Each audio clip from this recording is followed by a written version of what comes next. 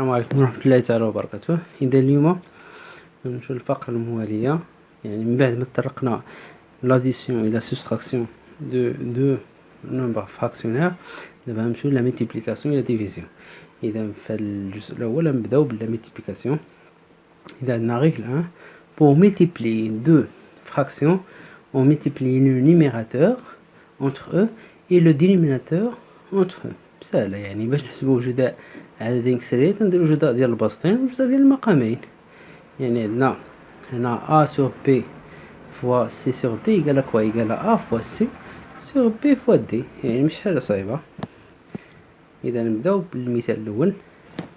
إذا عندنا هنا 5 sur 2 fois 3 sur 4، إذا 5 sur 2 نديرو fois 3 sur 4، إذا 5 fois 3 égale 15 sur 2 fois 4 égale 8. هذه الطريقة يعني جد سهلة، مفيهاش حاجة صعيبة. نفس الطريقة هنا 10 fois 4 sur 5 fois 6 égale 40 sur 30.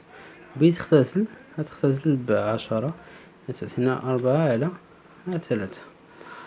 إذا عندنا 9 fois 7 sur 4 fois 5 égale 63 sur 20.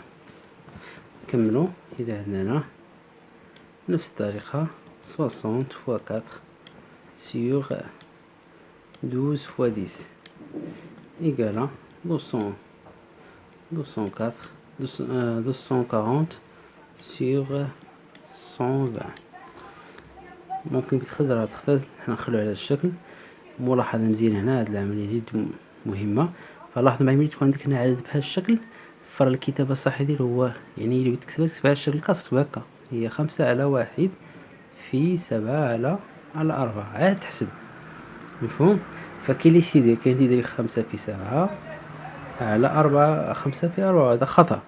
فاش خاصك دير مباشرة دير ولو تكتب على شكل كسر اللي هي 5 على 1 تحسب. إذا هي 5 في 7 على 1 في 4 تساوي، إذا هي 35 sur 4. هذه كتابة صحيحة. ثم نشوف هاد العملية. إذا نفس الطريقة كما قرينا جدا بالنسبة للعددين، فراه هي بالنسبة ل3 ولا 4 العدد راه صحيح. إذا عندنا 5 fois 6 fois 1 sur 4 fois 10 fois 3 égale à quoi? Égale et donc 5 fois 6 égale à 30, 30 fois 1 égale 30 sur 4 fois 10 égale à quoi? Égale à 40 fois 3 égale à 120. هذه بالنسبة للحالة هذه. ممكن نختزلو اش تساوي.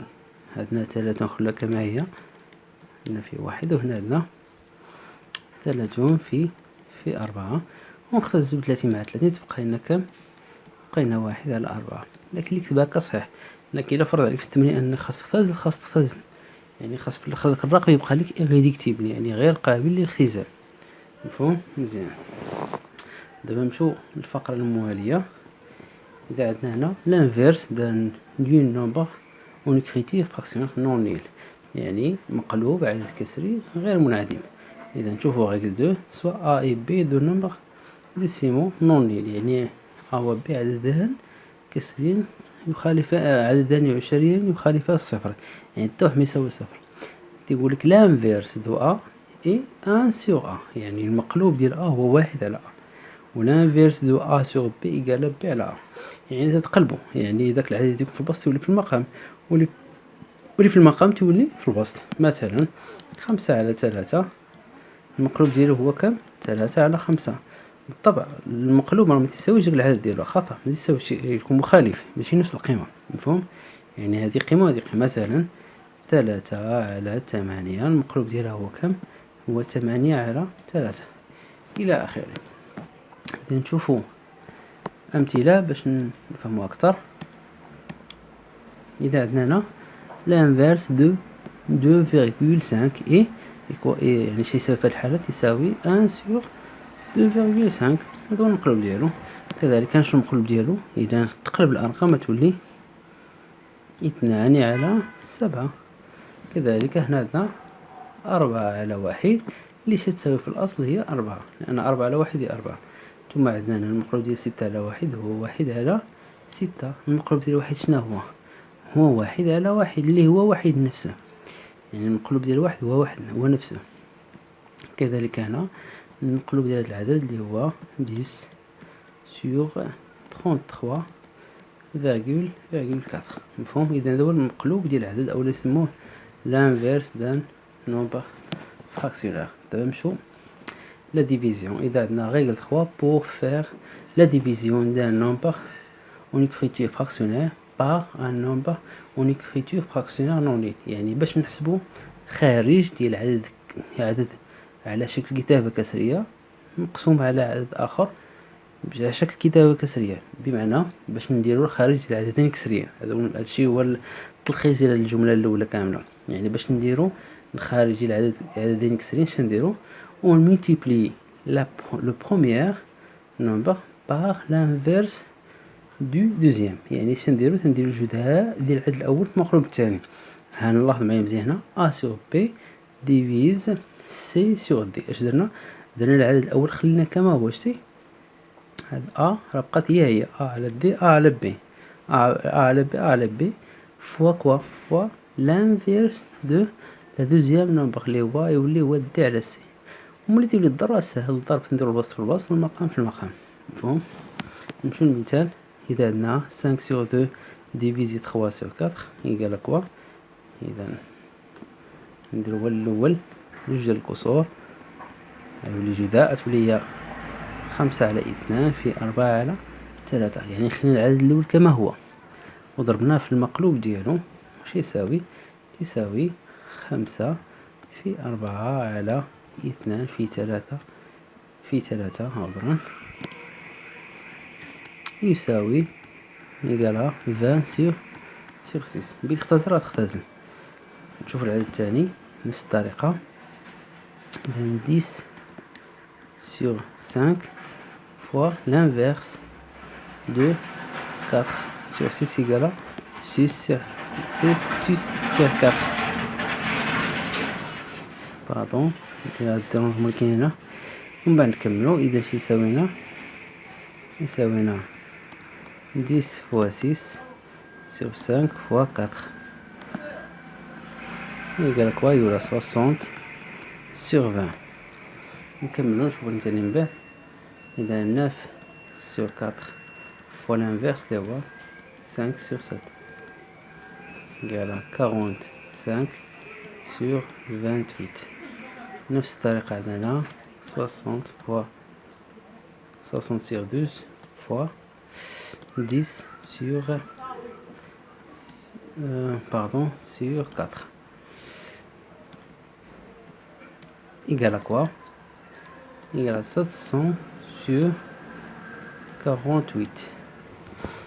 إذا نكملو. إذا عندنا 8 sur 3 fois 4 sur 7 égale à quoi? Égale à 8 fois 4 sur 3 fois 7 égale à 32 sur 21.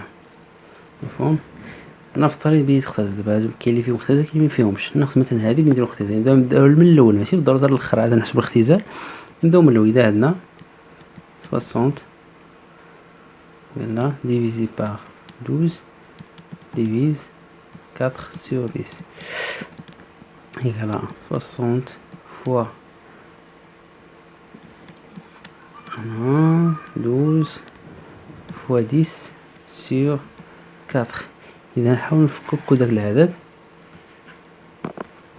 إذا عندنا 6 fois 10 fois 10 عندنا من تحت 2 في 6 في 4. نزيد نفكر. إذا عندنا 6 تمشي مع 6 احنا اختزلنا واحد 6. عندنا هنا 10 في 10 يعني هي كم؟ إذا هي 2 في 5 في 2 في 5. مفهوم؟ على 2 في 2 في 2. هذا 4 فككناها في 2. إذا اختزلوا 2 مع 2 2 معايا 12 بقاين في الأخير. 5 في 5 هي كام؟ هي 25 على 2. إذا هذا هو الاختزال الأخير. هذا العدد إيريديكتيف. إذا لاحظتوا الفرق بين 600 على 48 و 25 على 4. إذا هي الطريقة كيفاش نديرو اختزال. يعني تندير واحد الكسر كبير، تنفككو داك العدد اللي عندنا في البسط جزء مجموع من الأعداد، والمقام تاعو كذلك جزء مجموع من الأعداد الأولية، يعني تكون الأعداد الصغار، ومن بعد ديك الساعة تبدا نفككو. مفهوم؟ إذا أظن فهمتوا هذه المسألة هذه. فمطلوب منكم تجاوبوا على العمليات. إذا عندكم هنا كالكيل يدوني لو ريزلتا سو لا فورم دي فراكسيون إيريديكتيبل، يعني خاص حساب ودير الاختزال بنفس الطريقة كما درنا سابقا. وإن شاء الله في الفيديو التالي يكون فيه تصحيح ديال هاد التمرين اللي عطيت لكم دابا. حظ موفق للجميع. لا تنسوا الإعجاب بالفيديو والاشتراك في القناة تشجيعا لنا لنستمر بنشر المزيد إن شاء الله.